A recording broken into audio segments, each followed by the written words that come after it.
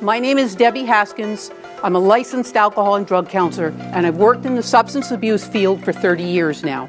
I do prevention, intervention, treatment. I'm really honored to be here to talk about something I'm so passionate, and I talk a lot with kids about this, but I want to thank you for taking the time tonight to come. You came for a reason. Would anyone care to share why you came and you wanted to hear for youth in particular about this topic? What is it you hope to gain before you leave tonight? Yes? I'm a teacher and I overhear teenagers talk about just pot. Okay. And I just want one little sentence to say. So I've been in the classroom talking to 7th and 8th graders all week, and I have another 10 shows to go, if you will, to talk about the #1 topic that's going on in schools. Everyone starts with the first of something. So a drinker who has a substance use disorder for alcohol starts with the first drink. The smoker starts with the first puff, and it progresses from there. And not everybody has the same illness, nor does it impact everybody the same way.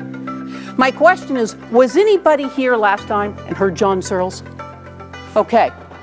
Can anybody remember a fact that he told you? There was one about the cocaine use for young adults was 10%. Which means it's pretty high, and we don't talk about that. We're going to talk about the human brain.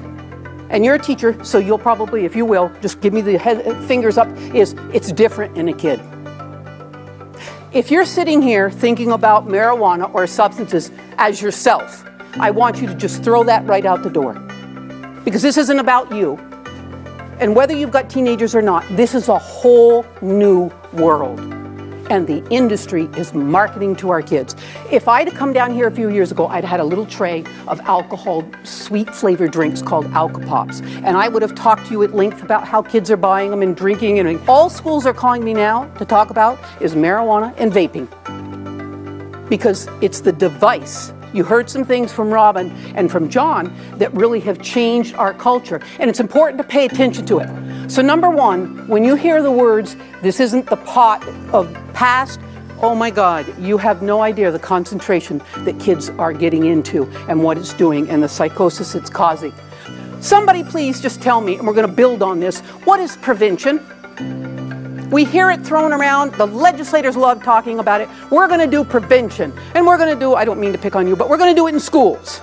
We're going to do it in communities. Somebody tell me what prevention is, for anything. How do we prevent something? Education? How else? Because education alone won't do it. Because if it did, we'd give you all a little handout and send you a packet and say, here, now you've got the education, just read it, go home and do it.